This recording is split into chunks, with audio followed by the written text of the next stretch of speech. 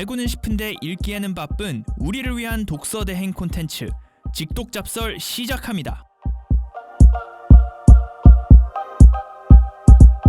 안녕하세요. 직독잡설 2화 진행을 맡은 윤상원 기자입니다. 오늘도 백희영 기자와 남궁민 기자와 다시 함께 찾아뵙겠습니다. 네, 두 분 안녕하세요. 안녕하세요. 네, 어떻게 다들 잘 지내셨나요? 전 연휴 푹 쉬다 왔습니다. 저도 연휴에는 저 연휴 하루는 못 쉬었어요. 미국 대선 때문에 하루는 바빴고 국제팀이라 지금 미 대선 한 달도 안 남아가지고 좀 바쁩니다. 그렇죠. 한창 바쁠 때네요. 생각해보니까. 그렇죠. 저희가 지금 녹음하고 있는 게 10월 8일이니까 이제 미국 대선까지 진짜 한 달도 안 남았거든요. 와, 벌써 미국 대선이 한 달도.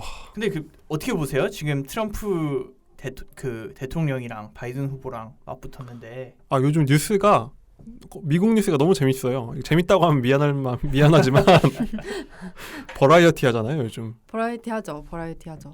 지금 미국에 계신 특파원 선배들이 진짜 바쁠 것 같아요. 오늘도 부통령 후보 머리에 팔이 붙은 거요?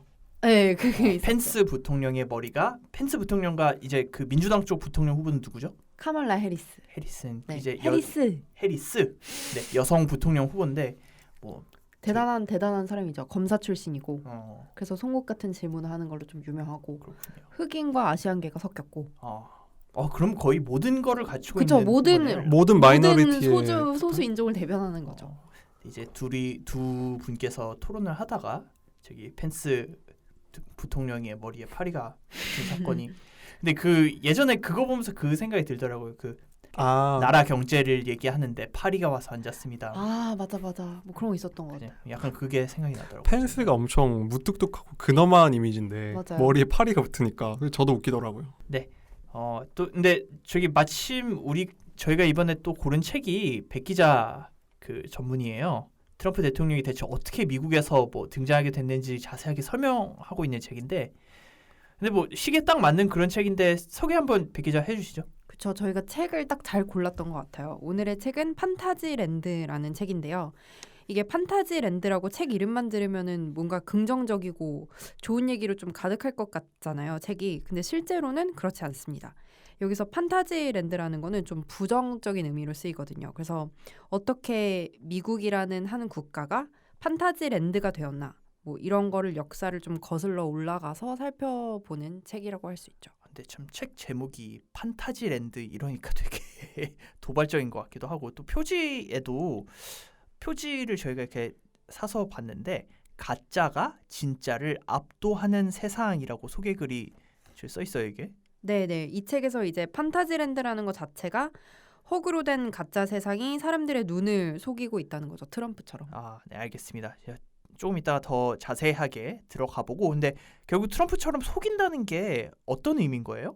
그러니까 지금 트럼프 대통령이 다들 아시겠지만 가짜 뉴스를 좀 퍼뜨리고 이거를 진실처럼 이제 믿게 만드는, 현혹하는 이런 걸로 유명하잖아요. 그러다 보니까 이런 사람이 어떻게 미국이란 나라의 대통령이 됐나, 어떻게 존재하게 됐나, 트럼프 대통령 시대가 어떻게 도래하게 됐나, 뭐 그런 거죠. 그래서 지금 미 대선을 앞두고 딱 읽어봐야 할 그런 책이라고 생각합니다. 찾아보진 않았는데 작가가 아마 민주당원인가 보네요.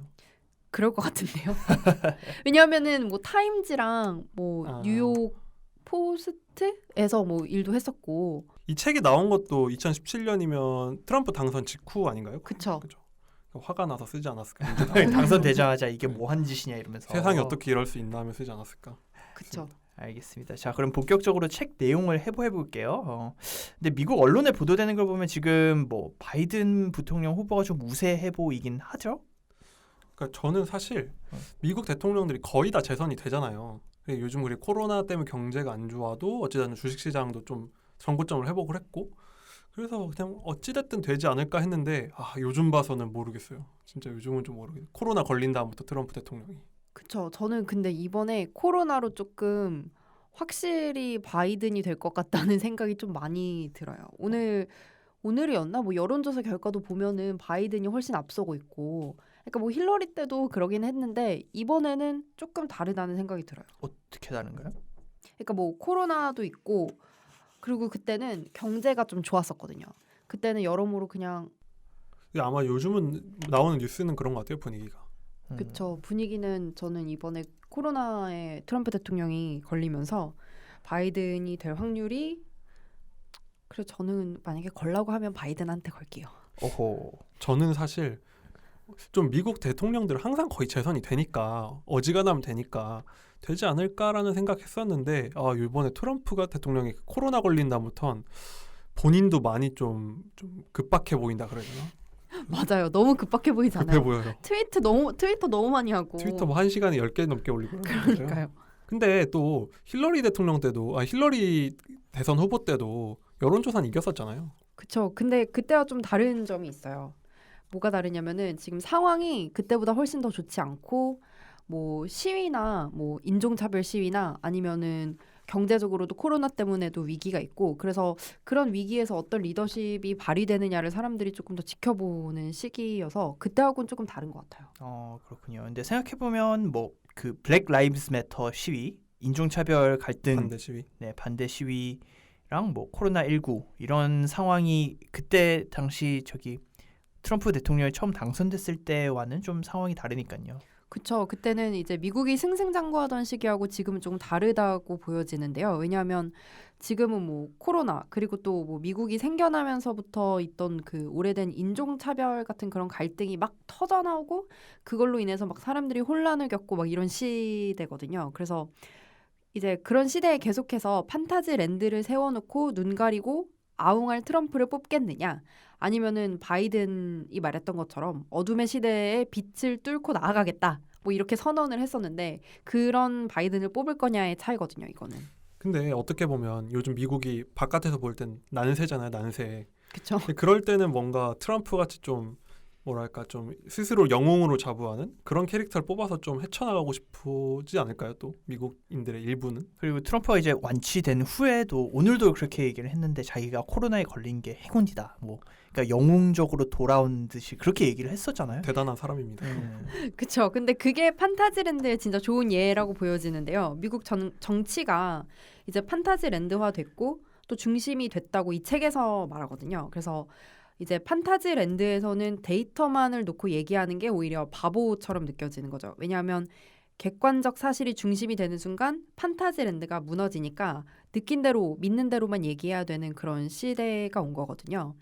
그래서 이제 판타지랜드에서는 이제 트럼프가 말하는 것처럼 코로나가 진짜 독감보다 덜 치명적이라고 믿는 거죠. 왜냐? 내가 그렇게 믿고 싶으니까. 근데 실제로는 더 치명적이잖아요. 그렇죠. 어떻게 뭐 코로나가 독감보다 덜 치명적일 수는 없잖아요. 지금 사회적 거리두기 하고 뭐 전 세계적으로 마스크 쓰고 난리를 치니까 그나마 이 정도 사상자가 나오는 거지. 실제로 독감하고 비교했을 때 훨씬 많은 사망자가 나오고 있는 거죠. 근데 사실 그 사람들 데이터랑 다른 게 믿고 있는 게 느끼는 게 저희 한국 기사 댓글에도 보면은 실제로 코로나 때문에 죽은 사람 6,000명밖에 안 된다 이런 댓글들이 달리더라고요. 아, 저 그런 댓글 너무 많이 제가 이제 미국 기사를 쓰니까 그런 댓글 너무 많이 달리는데 코로나로 인한 뭐 합병증으로 죽은 사람이 그렇게 많은 거고 실제로 코로나로만 사망한 사람은 별로 없다 뭐 이런 댓글을 많이 다시더라고요. 근데 뭐 그래도 코로나가 독감보다 사상자가 더 많이 나온 거는 객관적인 사실이에요. 그래서 그거를 이제 못 믿겠다는 우리나라 사람들도 어떻게 보면 판타지랜드에 살고 있는 거죠. 그러니까 판타지랜드라는 게 그러니까 자기들만의 사고 체계를 만들었다는 거죠. 그 안에서 자기들끼리 믿고 싶은 걸 믿는다는. 그쵸. 그 안에서 자기들이 믿고 싶은 걸 믿는다는 그런 구축해낸 세계가 판타지랜드인 거죠. 만약에 트럼프가 뭐 조심해야 안 걸립니다. 2주 정도 격리해야 합니다. 이러면은 남의 판타지랜드를 깬 거잖아요. 그렇죠? 자기들이 믿는. 그쵸. 그래서 지금도 트럼프 지지하는 사람들은 마스크 안 끼고 막 트럼프 지지하러 나가고 시위하고 막 그러잖아요. 아 트럼프 경호원들이 정말 대박인 거예요. 같이 차 타는 사람들 보면은 그 사람들 판타지랜드에 사는 건지 아니면은 뭐 어쩔 수 없어서 그런 월급 건지. 받으려고 월급 받으려고 하는 건지. 먹고 사는 게 그런 거죠. 뭐. 근데 이 작가는 커트 앤더슨이 쓰셨는데 이분 어떤 분이에요? 기자 출신인가요? 이분은 기자 출신까지는 아닌 것 같고 타임즈랑 이제 뉴요커의 정치 비평 칼럼을 이제 썼던 사람인데요. 어허. 하버드대를 우등으로 졸업했어요. 그럼 쿰라우데 그죠? 그죠. 수마 쿰라우데. 숨마 쿰라우데. 숨마 쿰라우데는 최우수 졸업 아닌가요? 그것까지는 모르겠네요. 아, 네 어쨌든. 근데 뭐 아무튼 이분도 팟캐스트도 하고요. 그래요. 평론가네 평론가. 그쵸. 비평 평론가죠. 근데 이분이 그 팟캐스트 진행 스튜디오 360이라는 걸 하잖아요. 그쵸. 근데 이게 뭐 2017년에는 피보디상이라고 이 방송계에서는 퓰리처상이라고 불리는 건데 이것도 수상했더라고요. 네네. 그래서인지 뭔가 작가 통찰력이 좀 남달라요. 그래서 신문에다 칼럼을 썼어서 그런지 가짜 뉴스가 어떻게 유통됐는지, 왜 또 미국 사람들이 객관적인 팩트를 적은 사실을 안 믿게 되는지 우리가 진짜 궁금한 것도 이 사람도 진짜 궁금해하는 거죠. 그래서 그걸 파보다가 이 책을 이제 쓰게 된 것 같은 느낌이 드는 거예요. 그러니까 진짜 화나서 만든 거네 생각해보면. 그죠? 아 도대체 내가 왜 이러냐 이거죠. 근데 왜냐면 왜 이런 댓글이 달리냐. 우리도 궁금해요. 우리도 그러니까 궁금하니까. 그러니까 아니 왜냐면 저희도 이제 기사를 쓰다 보면은 뭐 이렇게 가짜 뉴스 같은 댓글도 많이 달리고도, 그러니까 허무맹랑한 댓글들이 포털 사이트에도 그렇고 저희 이제 공식 홈페이지에도 그렇고 그런 게 너무 많이 달리니까 저 보면서 이게 이래도 되나 싶은 적이 몇 번 있었거든요. 같은 기사가 여러 채널로 올라가잖아요 요즘은. 그렇죠. 맞아요. 정말 같은 기사인데 어디에 올라가면 예상하는 저희들끼리 예상 댓글들 달리면 정말 예상대로 거기는 그 댓글들 쫙 달리고, 그러니까 이게 뭐 일종의 그쪽의 판타지랜드라고 해야 되나? 그쵸. 그 동네 판타지랜드, 저 동네 판타지랜드, 팩트는 하나인데 그쵸. 그런 얘기인 것 같아요. 저는 막 메일로도 받아요. 뭐 이렇게 쓰셨는데 팩트 체크를 해달라. 아, 이미 뭐 아하. 팩트 체크를 했는데 뭐 더 이상 어떻게 하라는 건지 모르겠지만, 그래서 이제 뭐 앤더슨은 이제 판타지랜드, 아까 말한 것처럼 그런 세상이, 그러니까 미국에서는 이제 개인들의 자기 확신이 지나치게 커지고 있다 이렇게 지적을 하고 있는 거죠. 그래서 진실이라는 게 진짜 진실이 아니라 개개인이 선택하는 그런 가변적인 무언가가 됐다, 뭐 이렇게 말을 하고 있고요. 그러니까 자기가 원하는 것만 보고 원하는 것만 듣는다. 그렇죠. 근데 그거를 우리가 저기 전문 용어로 필터 버블이라고 하지 않나요? 뭐 비슷한데요. 근데 뭐 비슷한 것 같긴 한데 여기서는 그것보다 조금 더 큰 흐름의 얘기인 것 같고, 어허. 이제 앤더슨은 이게 왜 나오게 됐냐고 설명을 하는데 이게 종교 때문이라고 합니다. 특히 기독교. 이게 종교 때문. 네, 이게 종교 때문. 근데 이게 그 교회를 다닌 사람들한테는 약간 좀 예민할 수 있는 문제일 수 있을 것 같아요. 그럴 수도 있을 것 같아요. 근데 뭐 저희가 어쨌든 뭐 책을 고르기도 했고 책에 이렇게 나왔으니까 얘기를 안 할 수 없고, 또 저희가 이제 셋 다 책을 읽어봤는데 책의 반 이상이 종교. 사실 얘기였어요. 미국인들만큼 전 세계에서 또 종교가 중요한, 그러니까 미국만큼 종교가 중요한 선진국이 또 없잖아요. 영향력이 큰. 그렇죠. 대통령이 취임할 때도 성경책 위에 손을 얹고 맞아요. 선서를 하니까 네. 그 지폐에도 써 있잖아요. 인갓 위 트러스트라고. 네. 그쵸. 종교적인 나라죠. 근데 미국을 저희가 그래서 저 기독교 국가라고 보는 게 맞잖아요. 맞죠. 통계상으로도 보면 아직도 압도적이겠죠. 압도적이고 여기 책에도 나오지만 천사와 악마의 실존을 믿는 사람들이 되게 많고. 그 상징적인 게 심슨 가족이 미국을 상징하는 아이콘이잖아요. 거기 보면은 항상 그 일요일마다 머리 무스바로 가서 앉아 있는 게 그렇죠. 지금도 항상 나오잖아요. 맞아, 진짜 그 그랬던 미국 것 문화를 상징하는 것 같아요. 그쵸. 그래서 좀 조심스럽게 얘기를 좀 해보자면 이게 미국의 약간 독특한 개신교 문화잖아요. 예를 들면은 막 공중에다 대고 소리친다던가, 어허. 아니면은 그걸 뭐라고 하죠? 막 말하는 거? 방언. 방언을 한다던가, 이런 뭐 아니면 몸을 흔들면서 막 요란스럽게 기도한다던가, 뭐 이런 것들이 다 이제 앤더슨이 말하는 거는 개개인의 경험을 약간 시각적으로 보여주고 또 그게 자신의 믿음을 더 강화한다는 거예요. 그래서 유럽 같은 경우에는 이제 종교인들한테 어떤 권위주의 같은 게 있었고 그들에게 주어진 권한이나 임무가 있었는데, 이제 미국에 오고 나니까 모든 사람은 평등하다는 게 전제가 되어버린 거죠. 그래서 어허. 주어졌던 임무나 권위가 사라지고 이제 개개인이 느끼는 감정이나 경험의 집합체가 지금의 개신교가 되어버렸다는 거죠. 왜냐하면 내가 믿는 것이 진실이고, 왜냐 내가 그렇게 믿고 싶어 하니까. 근데 원래 종교가 좀 그런 특성을 보이는 거 아닌가요? 그렇게 보실 수도 있는데 이제 종교에서만 그치지 않는다는 게 문제인데요. 이제 종교를 향한 미국인들의 이런 태도가, 좀 독특한 태도가 이게 곧 모든 상황을 대하는 태도가 되어버렸다는 거죠. 그래서 내가 믿는 것이 진실이라고 믿는 이 태도가 종교뿐만 아니라 사회현상, 정치, 과학에까지 나타나는 거죠. 트럼프도 막 코로나 뭐 독감보다 덜 치명적이다 이렇게 얘기하는 것처럼. 한국에선 오히려 미국 FDA 이런 엄청난 권위를 가지는데 그렇죠. 미국이 되게 선진국의 뭐 상징이잖아요. 그렇죠. 그런 뭐 규제 체계의 선진국이라 생각하는데 이번에 트럼프가 발표한 거 봤는데 백신은 대선 전에 안 나올 건데 그건 FDA가 정치적이라서 안 나올 거다라고 대통령이 말을 하는 거예요. 맞아. 자기가 행정부의 수장이잖아요. 그렇죠. 보면서 그 사람이 뭐 모르고 모르겠어요. 진짜 믿는지 모르겠는데 그런 얘기가 먹힌다는 거니까. 근데 이제 이게 그 트럼프가 그렇게 얘기할 수 있는 이유가 약간 사실 뭐 러스트벨트 노동자나 전반적으로 봤을 때 좀 교육 수준이 떨어지고 뭔가 그러니까 굳이 진짜 이게 팩트인지 찾아보려고 노력하는 사람들이 없어서 그런 것 같기도 해요. 미국이 사실 그 같은 소득 수준에 비교해 봤을 때 좀 교육 수준이 낮은 건 맞지 않나요? 맞죠. 통계적으로. 통계적으로는 그쵸. 그러니까 뭐 대학을 안 가도 먹고 살 수 있으니까 미국은.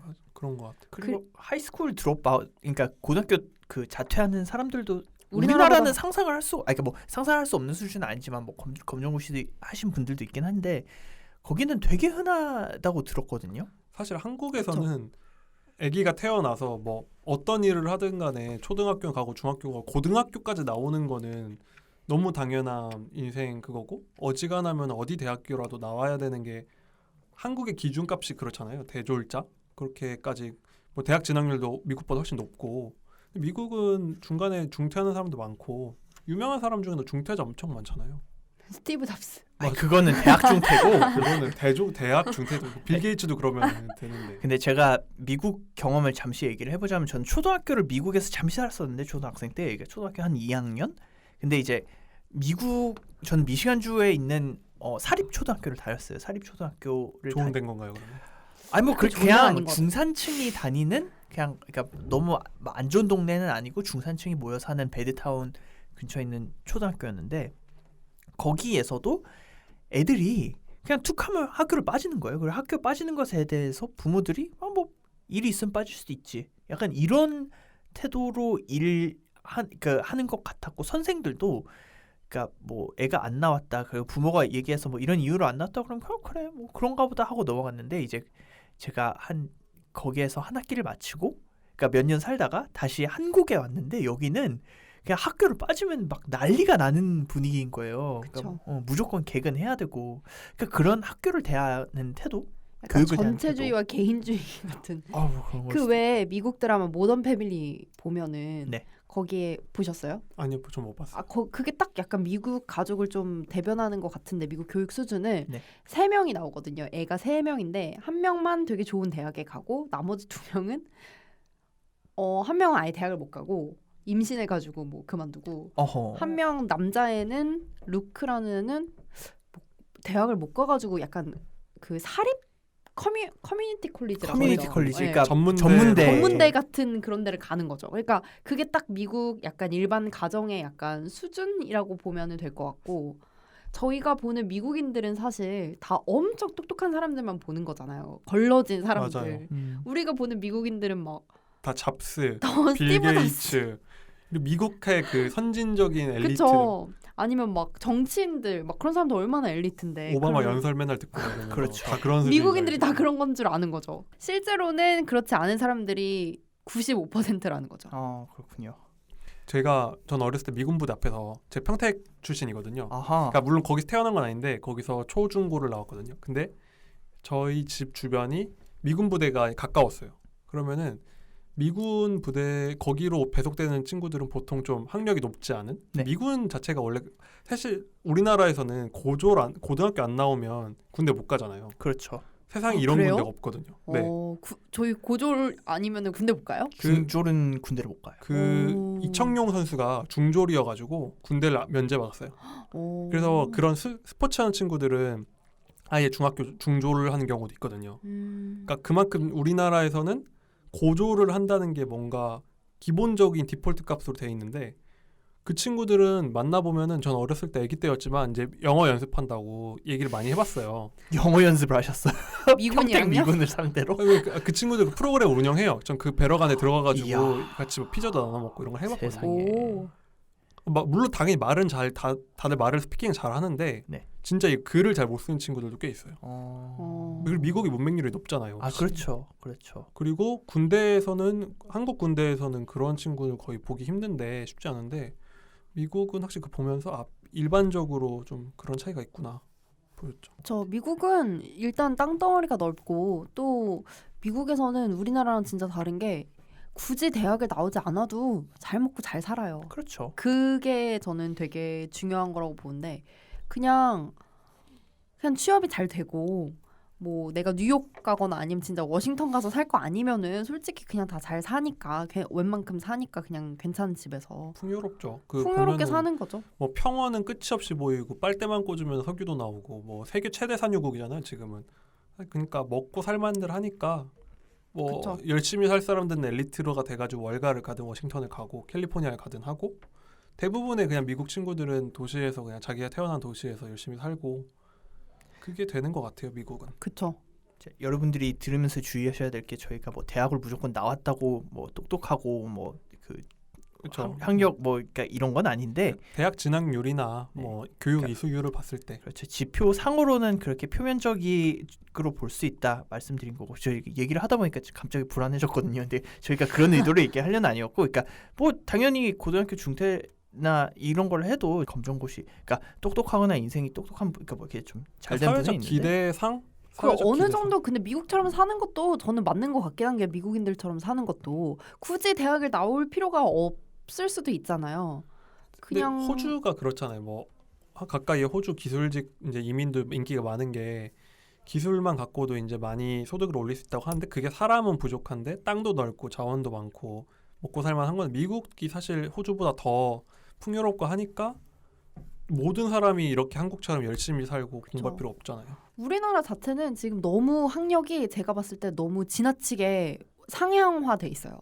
그러니까 조금 더 내려올 필요가 있는 것 같고. 여기 먹고 살 게 너무 없어가지고 열심히 뭔가를 해야 되는 거죠. 여기는. 그 다 오버스펙이잖아요. 그래서 다 오버스펙이죠, 진짜.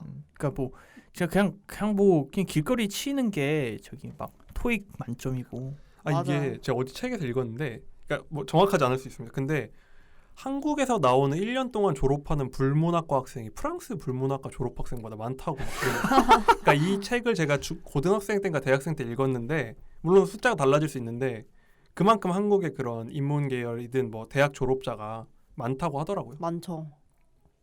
그러니까 다들 그래서 살기가 힘든 것 같아요. 다 대학 나왔고 다 너무 똑똑하고 다 하고 싶은 게 다 비슷비슷하니까. 미국처럼 편하게 살면 아니 미국인들도 좀 어려운 게 있을 테니까. 우리보다 편할 것 같긴 한데. 미국인들 중에 이민 간다고 말하는 사람 저는 못 본 것 같아요. 아 그러네요. 생각해 보니까 저희는 뭐 탈조선, 헬조선 이런 얘기를 되게 많이 그때 했는데 한창 트럼프 당선된다고 했을 때 미국인들이 막 트럼프 처음. 당선되면 이민 간다고 막 그렇죠. 난리쳤었잖아요. 처음으로 제가 보기에는 미국인들이 그때 최초로 이민을 생각하지 않았을까. 맞아요. 근데 안 갔어요. 아무도 안 아무도 안 살겠지. 갔어요. 어딜 가서 살겠어. 우리도 탈조선, 헬조선 이렇게 얘기를 해놓고 정작 여기에서 취업 전선 열심히 뛰어들어서 글을 하니까요. 그렇죠. 그쵸. 알겠습니다. 자 그러면 1부는 별 얘기를 다 했네요. 1부에서 1부 여기까지 하고 2부에서 조금 더 깊은 얘기로 돌아오겠습니다. 이따 뵙겠습니다.